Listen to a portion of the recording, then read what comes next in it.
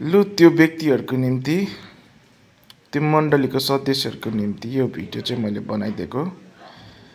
कारण बिहान बिहान रिमरिमेमा या फेरि साँझमा आएर हेरिराखेर जाँदाखेरि सायद राम्रोसँगले देखेन होला कतिको चर्च भत्केको छ, कतिको विकार गरेको छ भनेर, या कतिजना फेरि आउनु पनि सकेन होला, फेसबुकमा पनि राम्रोसँगले देखेन होला।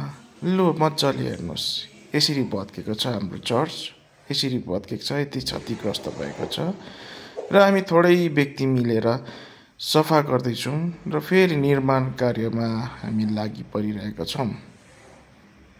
मजाले हेर्नुहोस् है, रिवाइन्ड गर्दै हेर्दा पनि हुन्छ, टेन्सन मान्नु पर्दैन मेरो युट्युबको भिडियोजको भ्युज बढ्छ भनेर।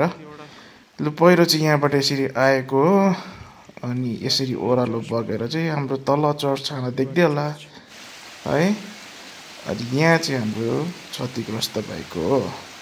ल त्यो पोस्टहरू पनि बाङ्गिरहेको छ, किन बाङ्गेको भन्दाखेरि हामीले त्यति नै अल्झाइरहेको, नभए चर्च लड्छ। तर तिमीहरूलाई मतलबै भएन, चर्च पनि घरले बनाएपछि के गर्नु त।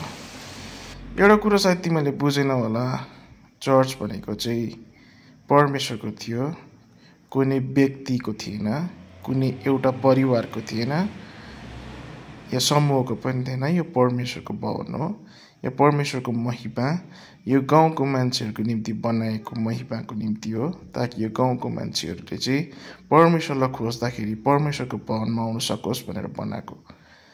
प्रकृतिले अब त्यस्तो तोडफोड गरिदिइहाल्यो, सायद तिमीलाई लाग्छ ल परमेश्वरको क्रोध हो भनेर। ल क्रोधै सही, तर परमेश्वरले क्रोध पनि त्यो व्यक्तिलाई देखाउनुहुन्छ जसलाई माया गर्नुहुन्छ। ठिकै छ, हामी पापी नै पर्यौँ, परमेश्वरको क्रोध पनि पर्यो।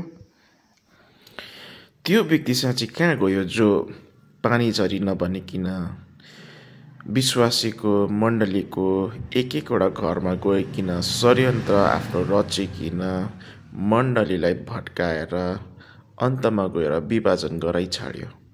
कहाँ गयो त्यो व्यक्ति साँच्ची? जब यो चर्च निर्माण हुँदै थियो,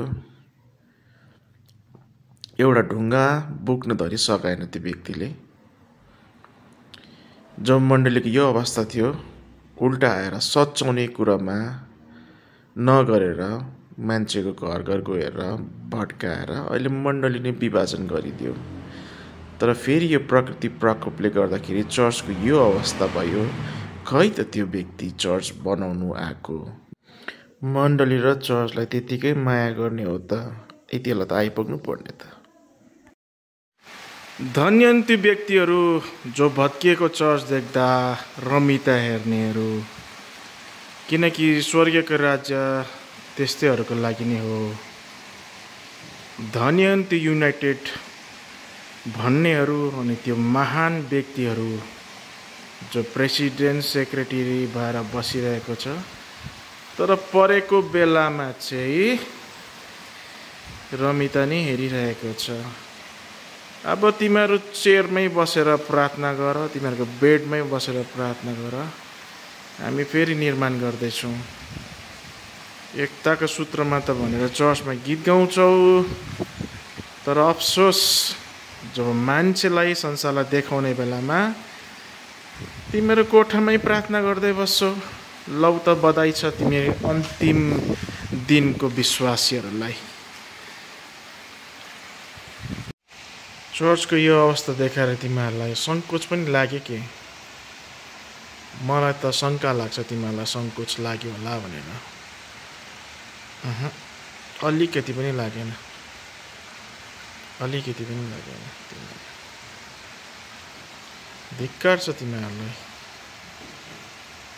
धिक्कार छ। कसरी आत्मा बचाउँछौ जब तिम्रो बुबाको घर यसरी भत्किरहेको छ? येशू ख्रिस्टले पनि जब आफ्नो बुबाको घरमा व्यापार गरिरहेको थियो कि त्यहाँ गण्डगोल गरेको छ। तर यहाँ त तिमीहरूको बुबाको घर भत्किएको छ, बताउने हात त कहाँ हो कहाँ, एउटा फोन गरेर पनि सोधी खोजी गर्ने। अचम्म लाग्यो। धिक्कार छ तिमीहरूलाई, धिक्कार छ।